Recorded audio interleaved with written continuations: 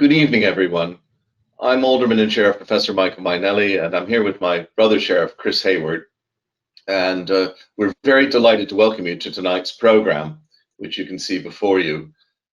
We have done this in association with a large number of people, including Sir Nick Stadlen, obviously, but also our High Sheriff, Alderman John Garbutt. And now, just to get things kicking off, I'd like to hand over to Sharon Constanson, who's chairman of the South African Chamber of Commerce, to say a few words of welcome and about the trial. Thank you very much. Evening, everybody. I'm Sharon Constanson, chairman of the South African Chamber of Commerce, and it's an absolute honor to be here with all of you tonight. I think this is probably my largest webinar audience I have ever played to, and from a very wide range of countries. Special welcome and thank you to Alderman Professor Michael Mainelli, who you've just heard from, and to Mr. Christopher Hayward, who you've just seen a moment ago, the Sheriffs of the City of London. And unfortunately, due to lockdown, we're not physically in the Central Criminal Court, the Old Bailey, but everyone is dressed for the occasion. Also like to welcome in due course the Right Honourable the Lord Mayor of the City of London, Alderman William Russell, and the High Court Judge Mark Lucroft, who we'll be hearing from later on this evening. In addition to that, a special welcome to Sir Nick Stadlen, who you'll be hearing from and sharing his views a lot tonight, who is our main person of the evening. And I would also then like to welcome all of you and to put everything in context, because not everybody on this call will know South Africa very well, particularly know the context in which South Africa existed in the early 60s during the time of this. And just to give you 2 minutes or 3 minutes, I think it is, of just putting it into context before we proceed with the rest of the evening. So enjoy this little short video. Good evening. Before we enjoy Sir Nick Stadlen's work, a few words to put this moving and in places challenging documentary into context. The lessons that can be drawn from history of South Africa are many, and many of these are sobering. Today, these lessons have global relevance, for example, in relation to the Black Lives Matter movement and the resurgence of white nationalism. Europeans first settled in South Africa in the 17th century, and over the next 200 years trekked into the hinterland, where many conflicts arose against the indigenous tribes. In 1899, the Anglo-Boer War began, a 2.5-year protracted and bloody conflict between the British and the Afrikaners. A fear of further persecution against the Afrikaners, which they determined to resist through strength and domination, resulted in the formation of the Afrikaner movement in 1910. Interestingly, the ANC movement began shortly thereafter, in 1912. In 1948, the newly elected Afrikaner National Party formalized the ethnic and racial divisions of the policies of apartheid. The film more than adequately covers what happened in South Africa during the ensuing years, how resistance evolved and was violently put down, leading to the adoption of the armed struggle and the arrest and long imprisonment of the ANC leaders. During those years of incarceration, a global anti-apartheid movement was formed. It was led from the UK by Nelson Mandela's former university colleague and legal firm partner Oliver Tambo. Today, we are privileged to have Oliver Tambo's daughter, Nomathemba Tambo, as South Africa's High Commissioner to the UK. Tembi, who is an honorary member of the Chamber, wishes everyone present tonight a warm welcome, as she could unfortunately and unusually not join us in person. Nelson Mandela was adopted as a symbol for all political prisoners in South Africa through the additional efforts of many, for example, Lord Peter Hain, who led the sporting boycott of South Africa, Trevor Huddleston, who campaigned for political prisoners, and Bob Hughes and Mike Terry, who organized the 70th birthday concert for Mandela in Wembley Stadium. Mandela became a household name offshore and a cultural icon for human rights and racial equality. After becoming president in 1994, Mandela was embraced around the world, and particularly in the UK. One close relationship is described by Joel Joffe, one of the original legal team, who used to tell the story of how Mandela asked him to pass a message to the palace. The message was addressed, "Dear Lizzie." Today, a statue of Mandela stands in Parliament Square. In 2013, Mandela was awarded the freedom of the City of London. Between then and 2018, all trialists and their legal team were individually awarded this honour by the City of London. Along with F.W. de Klerk, Mandela jointly received a Nobel Peace Prize in 1993 for their joint effort in delivering a peaceful termination of the apartheid regime. It is so tragic that a chapter in time has moved on, this year seeing the passing of the last two trialists and the last legal representatives. The example that they have set for the integrity and human rights, however, will live on forever. The vision, selflessness, conviction and courage depicted in the film is a learning to us all individually and to the leaders of South Africa. And now we're going to have a welcome recorded by the Right Honourable the Lord Mayor of the City of London, Alderman William Russell. Good evening and welcome to this online screening of Life is Wonderful, Mandela's Unsung Heroes. I am William Russell, the 692nd Lord Mayor of the City of London, a city with strong ties to South Africa, to the history of colonialism and to the anti-apartheid movement. Now I'd like to thank Michael Mainelli and Chris Hayward, the Sheriffs of the City of London, John Garbutt, the High Sheriff of Greater London, and the South African Chamber of Commerce UK for organising this event. I am honoured to introduce this award-winning film by Sir Nick Stadlen, which captures some of the personal experiences of the last remaining defendants and defence lawyers from the Rivonia Trial, the indictment of 10 anti-apartheid activists, including Nelson Mandela. I'm sorry to say that all of the defendants have now passed away, with the final two, Dennis Goldberg and Andrew Munjeni, who feature heavily in the film, leaving us this year. However, I am pleased to say that in recent years, a number of the defendants were admitted to the freedom of the City of London in recognition of all they achieved in their own struggle for freedom, including Dennis Goldberg, Andrew Munjeni, and Ahmed Kathrada. So were two of their defence lawyers, George Bezos and Joel Joff, who had a long career in the city and became Lord Joff in later life. Nelson Mandela himself was awarded the honorary freedom of the city in 1996. But none of them could have known back in 1964 that they would one day receive worldwide recognition for their efforts. Back then, their lives hung in the balance, and the threat of a death sentence loomed before them. This documentary is a testament to their courage, their determination, and the enduring power of the legal arguments deployed during their trial. I am delighted that Sir Nick Stadlen is with us tonight to discuss his film, along with the Recorder of London, Mark Lucroft. I hope you will join in the discussion as we all seek to learn from this extraordinary chapter in modern history. Thank you. Good evening. Evening, Sir Nick. How are you? Wonderful to see you again. I'm very well, thank you. Nice to see you. We're going to give Can I everybody... stop by saying... just one second. Oh, We have a Q&A session, everybody who's on the panel. Can you please put your Q&A questions in on the Q&A section, but we will only be addressing those after the movie. So Nick will be sharing his personal raison d'etre as to why he took on this mission, life's mission work. Nick, you wanted to say something before you got into telling us the story of why you've done it? You've got a couple of minutes. Just to thank everybody, all the hosts of this wonderful event, very much for arranging it and putting it on and inviting me to contribute. I'll be very brief. In June 2018, 2 years ago, I was privileged to be invited to the 93rd birthday party of Andrew Malengani, one of the then 3 surviving co-defendants of Nelson Mandela and one of the 3 heroes in this film. In making the tribute, President Ramaphosa recounted the story of being told by the deputy president of another country that South Africa was blessed in having the most valuable natural asset any country can possess, living heroes.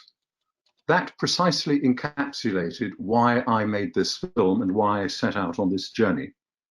I stumbled across these stories in 2014 when I happened to be in South Africa when Nelson Mandela died, and I discovered that there were these 3 surviving co-defendants and 3 members of the defense team who were still alive and all had razor-sharp memories.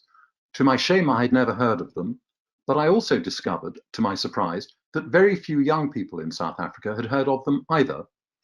And I thought that if I was a young South African, particularly a young Black South African in the townships, disillusioned with years of corruption and cronyism, I would want to know that my political freedoms had been won, not just by the great charismatic, once in a lifetime, once in a generation figure loved and admired all over the world, Nelson Mandela, but by ordinary people like you and me, like Dennis, Andrew and Kathy. Because it's not just the general who takes the risks and puts his neck on the line. Ordinary people, the infantrymen, they also have only one neck, and they also put their necks and their lives on the line and risked a quarter of a century in prison. So there are 2 messages in this film. One is that apartheid was brought to an end not just by Black South Africans, but by white and Indian and coloured South Africans as well, men and women. And the second is that it was not just, and indeed in the words of Andrew Malengani, when I filmed him getting an honorary doctorate at the University of South Africa, we were a multiracial band of comrades fighting for a non-racial society. And the second message is that ordinary people can change the world. And it's directed to try and inspire young South Africans to ask themselves, if I look at these ordinary people to whom I can relate, who are like me, Dennis was an engineer, Andrew was a golf fanatic, if they can find within themselves the reserves of courage, integrity, commitment, and willingness to put a cause above their own interests, and they can bring apartheid to an end, what can I do to change my world and improve the lives of my fellow countrymen and countrywomen? That's it. Thank you, Sir Nick. It's actually amazing every time I hear you talk about it, how it gives me, as South Africans say, grillings down my spine, shivers down my spine, that somebody has taken so much time post-retirement into something that's not even your own country.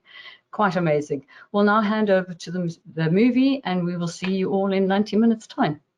Enjoy the movie. Thanks, Sir Nick.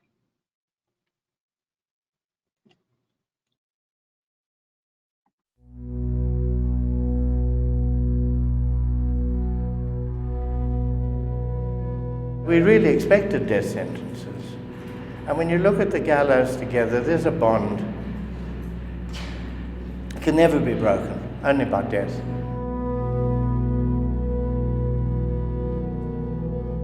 Well, first I have to tell you, he said it not as a challenge, but there was a hoarseness in his voice.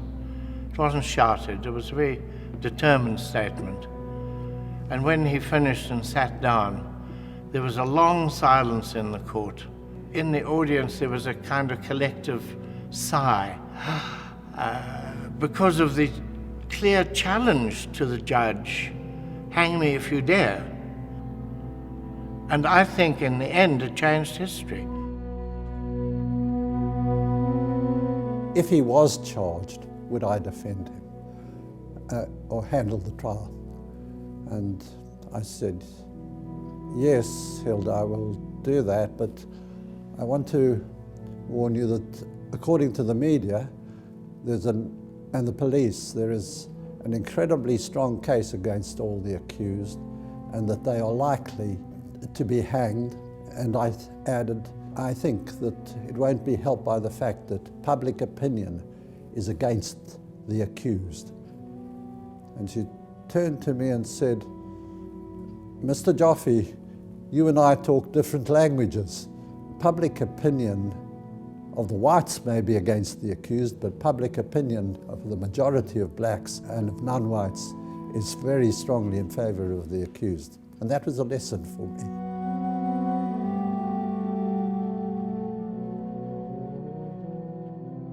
after exchanging pleasantries, I asked him, Bram, for 9.5 months, involvement in the underground, was it worthwhile for you to give up your family, to give up your practice and go underground? And he became angry with me. And he asked me, did you ask Nelson the same questions that you are putting to me? I said, no. If you did not ask him, didn't he have a practice? Didn't he have a family? Why did you not ask him? And why do you ask me? I had no answer.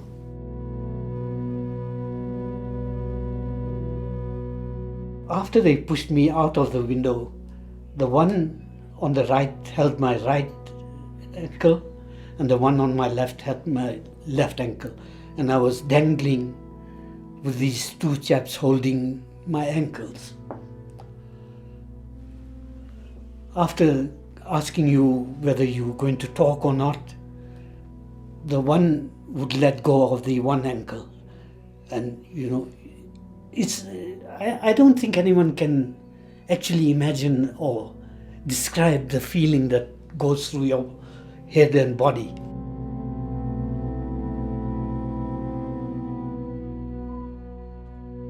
I said, what is it you want? Why are you here? Because they might have been here about a defense for one of their husbands or so on. They said, no, our husbands were hanged this morning in Pretoria, and we wanted to know how we can get their bodies.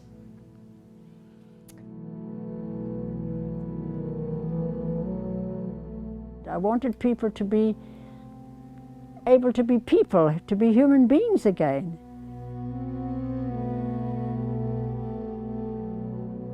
We arrived at the prison and I said to then Colonel Oakamp, who was the head of prison security, you look so happy, you look like the cat that licked the cream.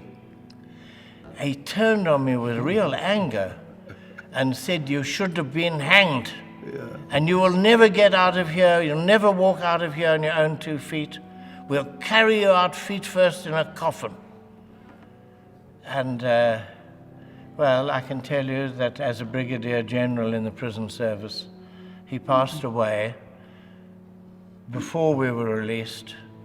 I did walk out on my own 2 feet. No, but you are so provocative. How can you say that to him? It's provocation. Well, of course. What more can they do to me? I'm in prison for life. What can they do? You are a cheeky man, very cheeky bastard.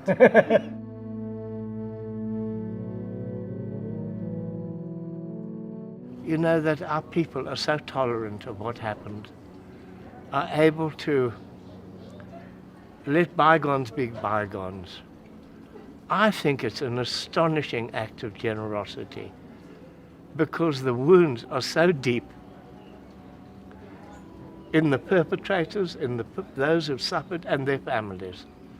And yet somehow we've managed to hold it together. Let us know that for each, the body, the mind and the soul have been freed to fulfill themselves. Never, never, never again. And never again shall it be that this beautiful land will again experience the oppression of one by another. God bless Africa. I thank you.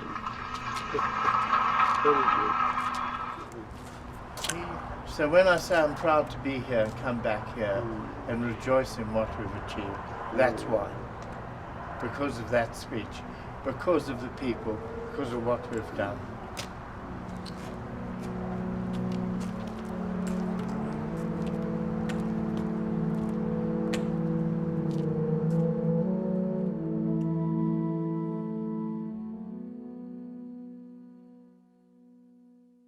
We're just going to share some reflections of South Africans and our views on how do we feel now, having learnt what we've just learnt in the last hour and a half.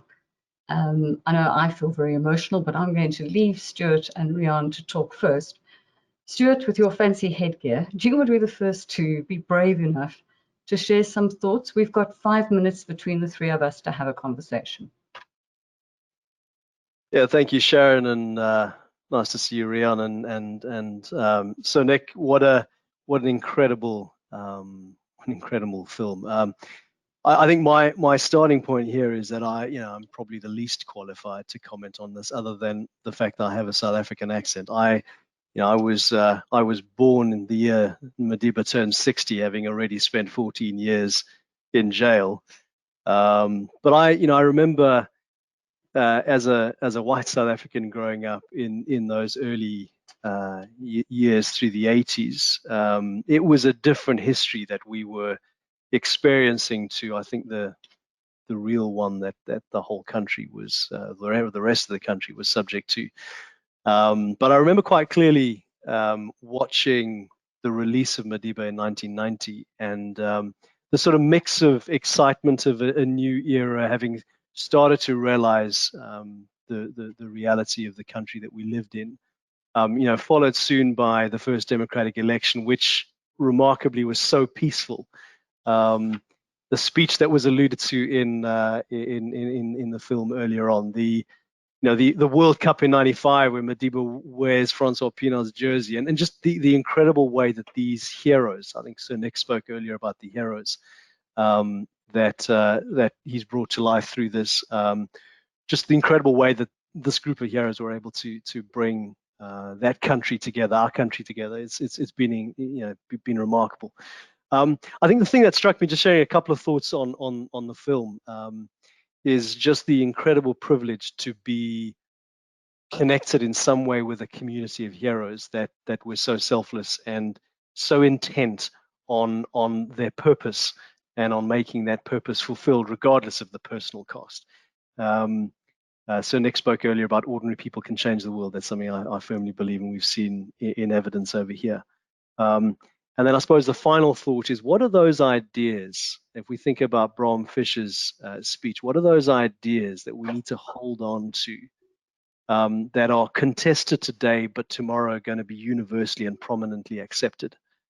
And I suppose the challenge to all of us is there is still a work to be completed in South Africa, but more broadly in our world as well. And what is the part that we can play as ordinary people to realize some of those things that might seem like ideals today, but can be realities tomorrow? So I think that's been the real challenge, just watching these heroes at work. Thanks so much, Stuart. Rian, how do you feel? And what have you learned? Well, first is congratulations to Sir Nick. What a great film, and to put it together as he has. How do I feel? I think mixed emotions. There's a part of me which is filled with disbelief and anger of it taking me back to what South Africa was like, and it was barely 30 years ago. And I struggle with that, and I'm sure many people feel that as well. But then there's the other side of watching what has been very personal, very human stories, which I was moved. And it gets quite emotional in parts, particularly to hear Madiba's words when he was speaking at the trial. I just felt, gosh, this is a lump in the throat moment. And to learn about the heroics of so many people that I had taken for granted almost, had, like Stuart, not lived through it. And I hope that part through a film like this is not lost. I would love to show this to my boys when they're a little bit older. They won't understand what's going on, but when they're a little older and have some way of linking that thread of continuity with the next generation, because I just feel we can't lose that part of our history. So to the heroism, I feel pride. I feel a sense of belonging, which is sometimes lost when you've spent 15 years in the UK out of South Africa, and loved it. But it also, if I could end on a word, it's probably perspective on where I am in my life today compared to what these people have been through. And that just brings a measure of introspection as well, which we shouldn't lose touch of. Thank you. Thanks, Rion. It is very, I mean, it's the fourth time I've seen the movie, and I have to say I learn something new every single time. And the part that for me is so valuable and so important, or it struck me each time I've seen it, that people that were Black, Indian, coloured, English, Afrikaans, Jewish, however you want to describe them, by their colour, their language, their religion, they all were part of this. This was a collective of a multi-racial society, men and women, old and young, diversity in its absolute. And what they did and how they actually changed the country as a result of it, for me, is being driven by your beliefs can make a difference. And I thought that will always stand with me every time I see the movie. And they showed that vision out of that building down the southern part of Johannesburg, where they had the prison, and they had that number of deaths that occurred by people having jumped out of windows. Now we know exactly, didn't jump out of windows. And you look at that and you think, goodness me, I do remember reading those stories in the newspaper and thinking, it's a very strange thing to happen, and you always questioned it. But I have to say, Sir Nick, you did something for me today I hadn't registered. I was brought up in an English-speaking family, and they were in South Africa for business reasons. So as an English-speaking family, they weren't there for their personal choice of being there. And Kathrada made a comment saying, well, I got brought up with multiracial young friends, and then it changed, and it changed when I went to school. And I think back, I exactly the same thing for myself. I used to have little coloured friends, and we used to chat away in Afrikaans at the yacht club in Hermanus, for example. And then it came to a stage where they were not acceptable, for want of a better word. But equally, one thing I never understood is my family always said the Afrikaners were unacceptable. And when I listened to the voices of the politicians in the 1960s that we heard tonight, I think I get it. So Nick, thank you. I think I understand my parents a lot better now. So it was an amazing moment, that light bulb that just switched on. And I just wanted to tell everyone quickly, Dennis Goldberg died in April this year. Andrew Malengani died in July this year. And George Bezos, the wonderful lawyer, died in September this year. So it's been quite a year for the people, Sir Nick, that you worked with. And that must be quite profound for you. And if anybody wants to read up the wonderful stories that Sir Nick has written, if you go to the website of the South African Chamber, I will put it on the Q&A for you, give you the website. Wonderful stories that Sir Nick has written about the three individuals during this year. Any finishing statement, Stuart, you'd like to make, or are you done? No, other than it's been a privilege to sit here and watch this. Thank you.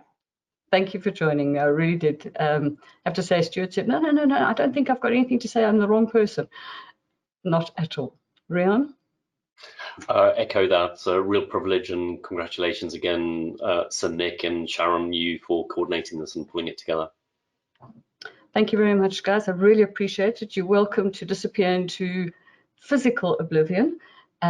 Please enjoy the Q&A that we're going to go through now. We've got some lovely questions that have been coming up. So Nick, would you like to join me? Sir Nick, okay. The gentleman we didn't see through the whole movie, yet we heard your voice the whole way through it. What an amazing film. And again, it makes me incredibly emotional to watch it, and how much I learned and who the different players were, because there's so much in that story and it's quite complex. But I'd like to start, first of all, with a question that we have got. And I have to say, I didn't expect you to teach me about my parents, but that was a really interesting one. Question from Erica. What facts or what person surprised you most while making the documentary, and why? A very good question. No one's asked me that before. I suppose... Actually, this question actually comes up twice. She's not the only one who's asked it. I suppose what surprised me most was the extent of the integrity and the courage of all these people. And it wasn't just the people in the film. At the very end, there's a very brief cameo appearance for a few seconds of Leslie Shamrocker, who I think is the most impressive person I've ever met, actually. She, now in her late 80s, but her husband was under arrest and due to spend 6 years in prison.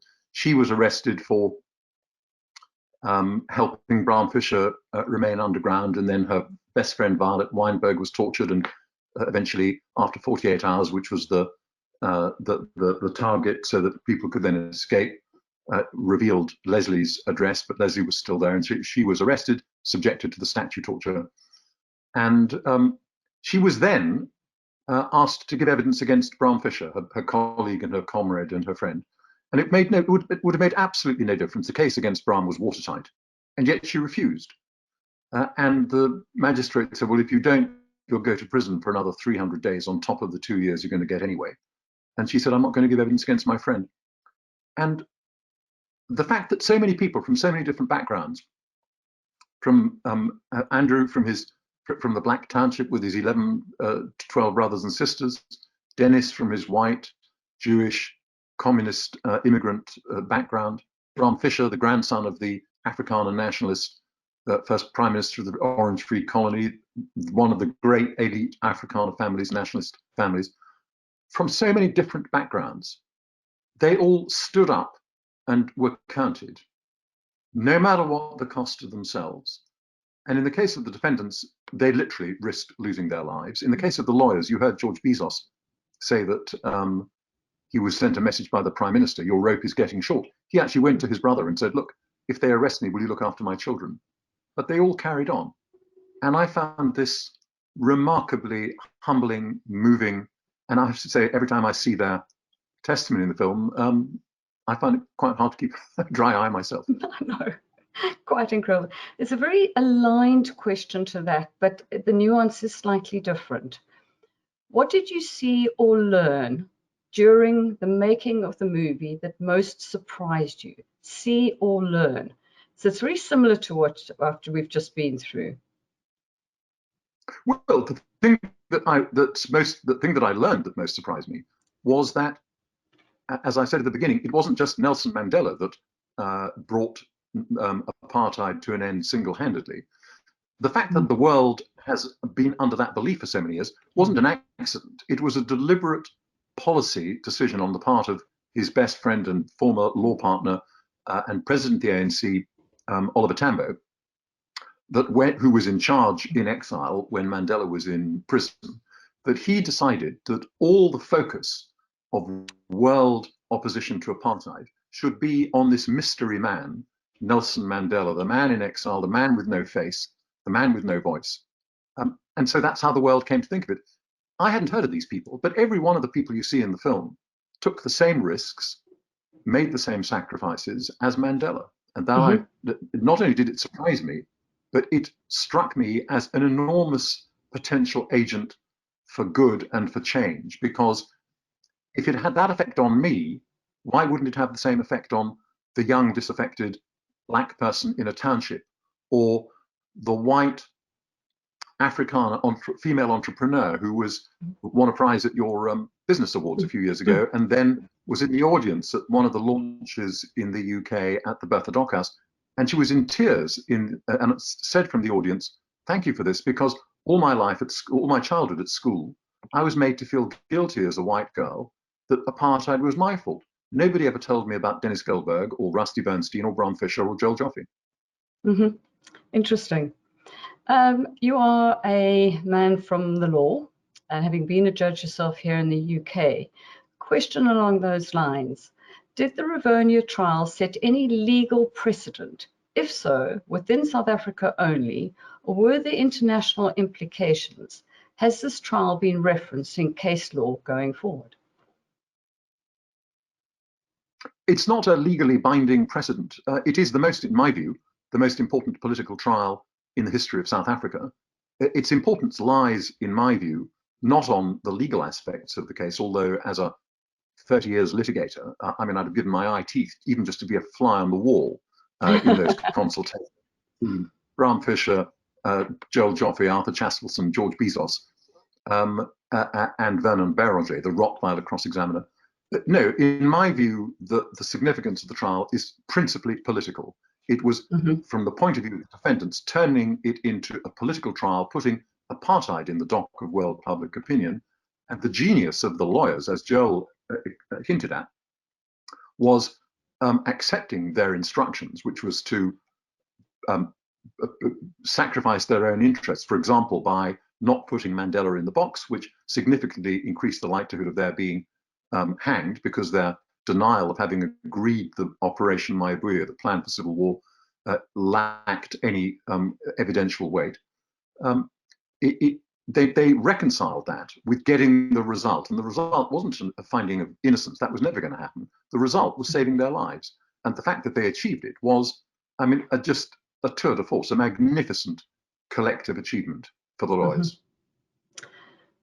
Thanks, Nick. Another question. Did you get a sense from those you met and interviewed of their hope and aspirations for the future of South Africa today? Yes, I did. This happened quite recently. There was a hint. 4 years ago. There was a hint just at the very end of the film. One thing that Andrew said when at the cafe with Dennis, he said, you know, when I look at the things that are going on in South Africa today, Nick, it makes my heart to bleed. And he tells Dennis and says, Dennis, it makes my heart bleed. And all three of them, Kathy, Andrew, and Dennis, although they were schooled in the discipline of the ANC, and until a year or so before the end, they didn't break cover. They spent their whole time within the ANC remonstrating against the corruption and the cronyism. And yes, they all felt deeply outraged at the squandering during those years of corruption and cronyism of this noble legacy, this mantle that was handed down to the next generation of leaders, and which was defiled by those years of corruption. Amazing. It's actually quite incredible what we have learned. Would you say that this was a universal struggle? And from it, what can world leaders and world freedom fighters learn from what these people did and the way they did it? In my view, yes, it is a universal struggle, and it's one whose relevance to the world today I identified in my own mind in 2014 when I first came across the story, but has significantly increased this last year. In the context of the Black Lives Matter movement in America and in this country, it has huge resonance, because at the heart of these people was an unshakable commitment to non-racialism. And this oozes out of every pore in the camaraderie between Dennis and Andrew. Andrew, much shyer and more reticent than Dennis, who you couldn't stop talking, but the love between them, you know, when Andrew calls his leg, as you bastard, he calls him a cheeky bastard, they loved each other. And Dennis at one point says that the bond, when you face the gallows together, there's a bond. Nothing can change it until death. It's stronger than marriage, I'm afraid. So they weren't Jews, they weren't blacks, they weren't Afrikaners, they weren't English. They were human beings who had a profound belief in justice and the rule of law and democracy. And in their view, nothing was going to stop them until they established those the prevalence of those views and those principles. And yes, that is relevant to what we're seeing in America today, what we are seeing in the United Kingdom today, and the general rise of populism and the disregard in, sadly, previously liberal democracies of attacks on the rule of law. Because one of the, we've got lots of questions, but there's two I want to see if we can get through in the next 4 minutes. The film doesn't mention where Bram gained his communist ideals from. Did your research uncover this? Do you think his time in Oxford played a role in this? It did, but more particularly, he went to, when he was in Oxford, he went for the long vacation to he traveled around Europe, but spent a long time in the Soviet Union. And he wrote, when he was there, had a long correspondence with his father, annoyingly in Afrikaans. He wrote in English to his mother, but in Afrikaans to his father. And that's where he first dipped his toe in the waters of communism. Mm-hmm. We were together at the freedom of the city for Andrew Malengani. I know you were there with Dennis's, but you and I were together, and so were many others on this call today. A question comes from somebody else who was there. How did the defendants and legal representatives feel on receiving their freedom of the City of London in recognition of their struggles in resilience? Oh, sorry, and their struggles and resilience, yes. How did they? They absolutely loved it. Mm-hmm. Andrew couldn't come the first time because he was ill, but he came a few years later, and luckily it was on the day of the launch of this film at the British Museum. So there was a very emotional moment at the beginning where he just walked up onto the stage at the BP Auditorium in the British Museum and thanked the audience and thanked the anti-apartheid supporters during the dark decades of apartheid for supporting the struggle, and thanked them for all that it had meant, the morale, the boost that it had meant to them. Dennis, there was a wonderful moment when they all had to swear as part of their oath to become to get the freedom of the city, that they would take part in no unlawful conspiracies. And everybody burst into laughter because it was really about a few decades too late for that. But Dennis was very pleased to have the right to shepherd some sheep across Tower Bridge once a year. And did they do it? Oh, that's what I've done that, and I enjoyed it. Interesting, when I got my freedom of the city, and if you look, or afterwards noted, we were looking at the other plaques above it, and there's Maggie Thatcher above my head and Nelson Mandela above my head. So I was very proud to be with important people. The last question, very quickly, who would you say are the equivalent heroes of today?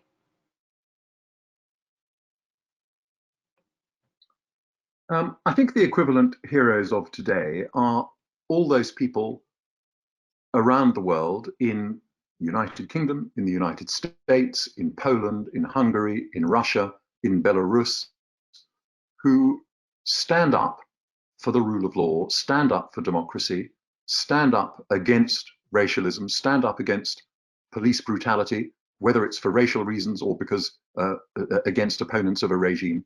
All those people who put their mouths where their money where their mouths are, and who are prepared to stand up for what is right, for the rule of law, for democracy, for racial equality. And they may be from all sorts of different backgrounds, but my goodness, who would have thought that some of the attacks on the principles of the rule of law and democracy that we have seen in the last few years in this country, in the United States, would ever have happened in our lifetime? Yeah, exactly. John Battersby, would you like to come join us?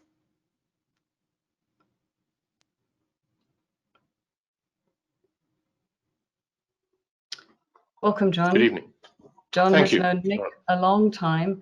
John, there are many questions that I've purposefully left out of asking around circulation, availability, who's going to be seeing it, how is this going to be reaching the public that obviously Sir Nick feels very strongly about. Can I leave you to pick up those questions? I think they are embedded in the ones you're about to ask Nick anyway. So I shall hand over to you, John, and I'll pick up. Thank you, Fleur.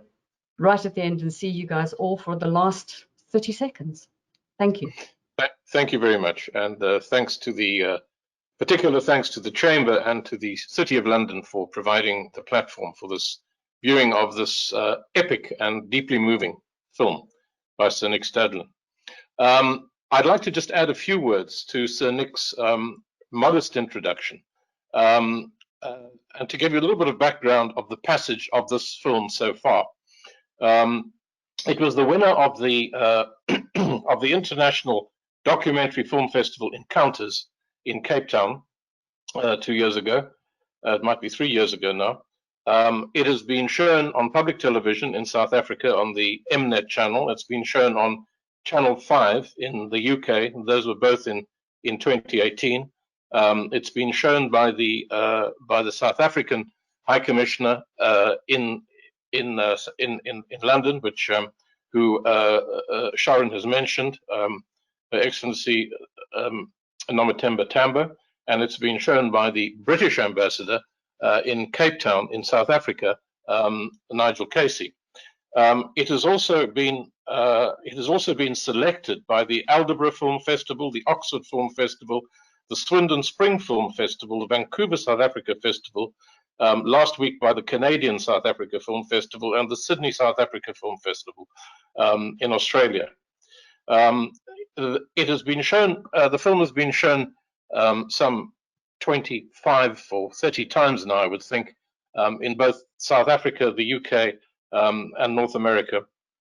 And it has had a tremendous impact around the world and has been invited to open many other seminars and festivals, which I won't go into right now. What I would like to say is that it's been a great honor and privilege for me to have informally collaborated with Sir Nick over the last 6 years or so, since he stepped into my office at Brand South Africa, and I feel a small part of myself every time I watch this film, which is now about 15 times. And on all occasions, I have been unable at some points in the film to suppress my anger, and certainly failed to suppress my tears, particularly towards the end. I think there were two things I'd like to just bring out, which Sir Nick didn't mention in the opening, and that is the special day, Nick, in your life that you shared, and perhaps even to mention your experience many years earlier in the United States when you were a student, and then your special day in South Africa. And the second one is also, well, let's do those first, and I'll ask you the second one. When I was 17 in 1968, when Martin Luther King was shot, I was in New York on my gap year before going to Cambridge, and I was working as a busboy in a restaurant at Central Park, and I came home and saw the news on television that he had been shot. And I instinctively got on a Greyhound bus to Memphis and spent a couple of days there in a vigil in solidarity with him, and then hitchhiked to Atlanta where the funeral was. And I threw in the back of the car the placard saying Atlanta, but on the back of it, there was a placard I'd been holding at the vigil saying Honor Martin Luther King. And half an hour into the journey, the young man giving me the lift opened his glove compartment, picked up a gun, tossed it around in his hand, and said, "This is for any N-word loving outside agitator I come across." And I spent the next 4.5 hours wondering which side up I had left the placard. And it was an unexpected but traumatic introduction to the reality of racialism coupled with brutality, red in tooth and claw, which never left me. Fast forward to 2014, when I was happened to be in Cape Town when in the week between Mandela's memorial service and his funeral, and there was wall-to-wall coverage on the media. And I got in touch with the Cape Times, who'd interviewed Dennis Goldberg, and to my surprise, they gave me his telephone number. And I rang him up and said, "You don't know me. I'm a recently retired English High Court judge. Can I come and talk to you about the Rivonia trial?" And Dennis, being the Dennis I subsequently came to know and love, said, "Sure, come over. Let's spend the day together." And my wife, Frances, and I went down, and it was a day that changed my life, because I discovered through Dennis that there was not just him, but Andrew and Kathy, conveniently very color-coded, one white, one black, one Indian, still alive, and also George, Bezos, Dennis Cooney, and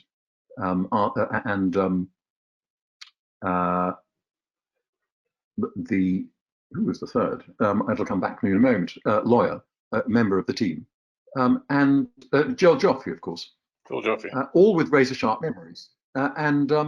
I went back, I read all the books. I asked my friends when I came back to London, lawyers, journalists, politicians. Very few people knew these stories, even knew these names. I hadn't. And I gradually discovered that their names were largely unknown to young people in South Africa. And that's why I decided to make this film. It was a time where the disillusionment was growing. in the townships, with the slow pace of economic change and with the corruption. And I thought, if I was a young black in a township in South Africa, I would want to know that my political freedoms had been won by these heroes, and there was 3 of them were still alive, and 3 of the lawyers. And although they are now sadly dead, the potential of their legacy to affect change, I believe, is significant.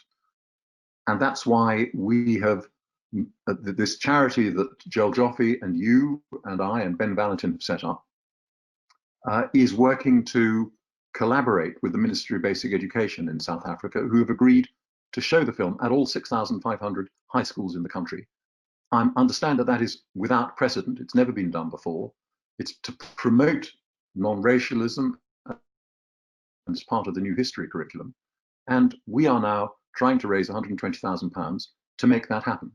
And when you look at the degree, the endemic, systemic nature of both corruption and the consequent alienation caused by that corruption and the pessimism, let alone the disincentive for inward investment, I believe that to change a new generation, to educate a new generation in the values of the Rivonia trialists, it won't happen overnight, but it is a necessary, if not sufficient, requirement, a building block for creating a new South Africa which will emerge from these terrible years and will emerge because of those moral and political values.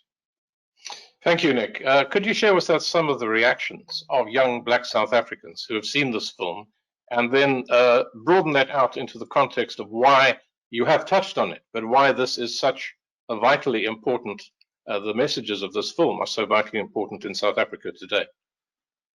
Well, I can give you 2 contrasting examples. I asked for the film to be shown in the Khayelitsha township, and as soon as the credits rolled, a very softly spoken, polite, young black South African didn't ask a question. He just said from the floor, "There is no place for whites in South Africa." And I said to him, well, you've just seen Dennis Goldberg describe how he was prepared to, he offered to pretend that he had exceeded his mandate if that would save the lives of the black leadership of the ANC. Are you really saying there's no place in South Africa for Dennis? And that, to me, typifies the problem that is facing South Africa, that there is such an alienation, and that alienation has made people, has made particularly young black people, very prone to, susceptible to the kind of propaganda at the end of the Zuma years, where there was that Bell Pottinger campaign that sought to put all the blame for the ills of modern South Africa on post-colonial white capital as a way of diverting attention from other matters closer to home. That's one example at one end. At the other end, at the Biko Center, the Steve Biko Center in Ginsberg, we had 200 13-year-olds, school children from the townships, came in, and at the end of it, one young girl came out unasked onto the stage. She was a soloist in the choir, and she started singing this invented song, Operation Mayabuye, Nelson Mandela. And halfway through, she burst into tears. She was so overcome by emotion. And then these 3 young girls, 13, I would say, came up, and they wanted to have a selfie. And so we chatted for a few moments, and I asked, who's going to be the first female president of South Africa? And like choreographed swimming, 3 young black female hands pointed skywards. And I thought, even on the 27th of April 1994, the idea that in the Eastern Cape, from a township, 3 young 13-year-old black South African girls could have the confidence, the self-confidence, the vision to believe that that was possible, shows you what possibilities there are open to South Africa. And all the students and the young people, the children, the learners that have seen the film have reacted not like the man in Khayelitsha, but like the schoolgirls in Ginsberg.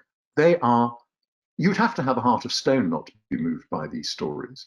There's nothing fake, there's no fake news about these stories. These are remarkable heroes. They're brave people who risked their lives, spent a quarter of a century in prison in order to make the world a better place. And if that doesn't move you and inspire you to ask, well, if they can do that, what can I do? You've got problems. Thank you, Nick. And in this age of, we hear a lot these days about impact investment. I was on a webinar earlier today where a leading South African business executive said, you know, we've been through the phase of charity, of social responsibility, of social business and so forth. But now, right throughout the world, but in a sense, it's already happened in South Africa. No business has any chance of making it unless they are contributing to the community in which they operate, unless they are improving the lives of people. It's no longer a charitable thing to do. It is an essential part of business. So with that background and that huge change that is taking place, I would suggest in the consciousness of the world, but particularly in the business community, those people who make profits, who once making profit was the goal in itself. Now it is no longer the goal in itself. A large part of the goal is how do you make the world a better place? And against that background, what do you see as the relevance of this film and the message from this film to the financiers and bankers and business executives in the City of London? I think it's a very straightforward message. If you care about South Africa as either as a place that you want to do business, if you care about it in that sense, nothing is possible without the rule of law, and the rule of law is not possible where you have corruption that is as endemic and systemic as it is in South Africa. On the day that they announced the Sovereign Fund for a PPE on COVID, people had already submitted fraudulent invoices. So it is very much in the enlightened self-interest of any investor in South Africa to contribute to a sea change, not just in the corruption, but in the skepticism that is caused by the corruption, and educating, opening the eyes of disaffected young people in South Africa to the noble ideals of not that many years ago of these people who came out of prison in the late 1980s, early 1990s, to change, to create a new mood, a new generation who are not prepared to go down that road of corruption, but are prepared to say, like the Rivonia trialists, no, not in our name. We want a different world. And of course, most of the people who are inward investors are also human beings with mothers and fathers and children who they want to behave, to bring up in the right way, to the right values, and they do bring up in the right values. And when they see a film like this, they see what went on in South Africa, which was unbelievably shocking under apartheid, cruel, inhuman, vicious. And when they see these heroic people standing up to it, who wouldn't want to educate the heirs of that generation so that they too can carry that torch forward? It is very much about passing on the baton of inspiration, just like Bram Fischer inspired Joel Joffe, who dedicated much of his life to keeping Bram Fischer's memory alive and his legacy alive. Joel and the other people in this film have certainly inspired me to make a mission of not just making this film, but putting the film to good use by showing it to all these children in South Africa. And I hope that it will inspire business people, members of the business community in the City of London, in England, in South Africa, South African expats, South Africans in South Africa, just all people of goodwill, decent human beings, to see that it is not only enlightened self-interest to try and change this logjam, but actually not that difficult. Thank you very much, Nick. Yeah, thanks, John. Yeah, We're getting a lot of people that are dropping off at the moment. So can I hand to Michael Mainelli to introduce the recorder, please? Yes, I'd like to ask Mark Bluecraft. Mark, would you mind turning on your camera and your audio, and some remarks you would be most welcome. Thank you. Thank you, Michael. There are events in our individual lives that have an impact on us.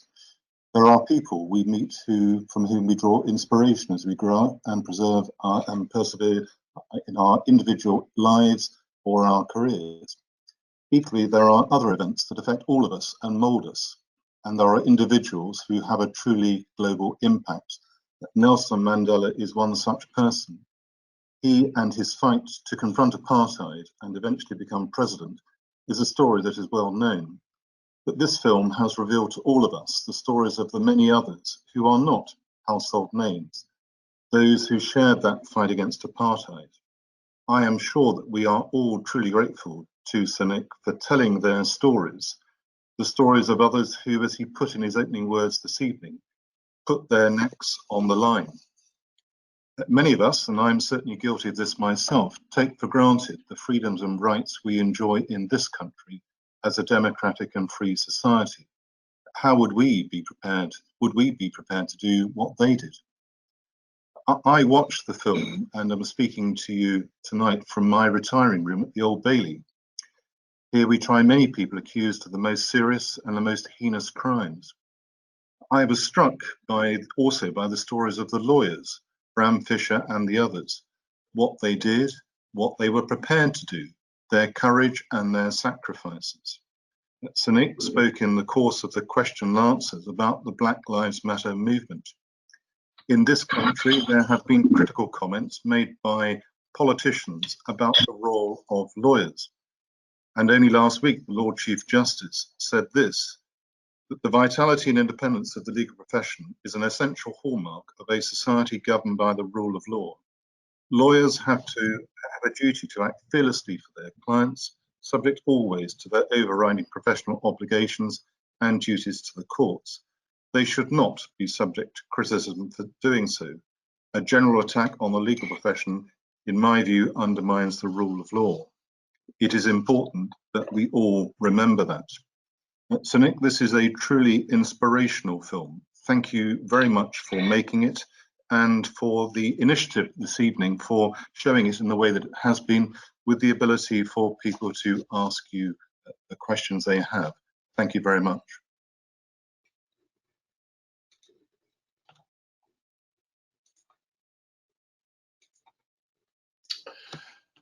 On behalf of the City of London, my brother Sheriff Chris Hayward, and the High Sheriff of Greater London, John Garbutt, may we thank the many who made this too brief event possible.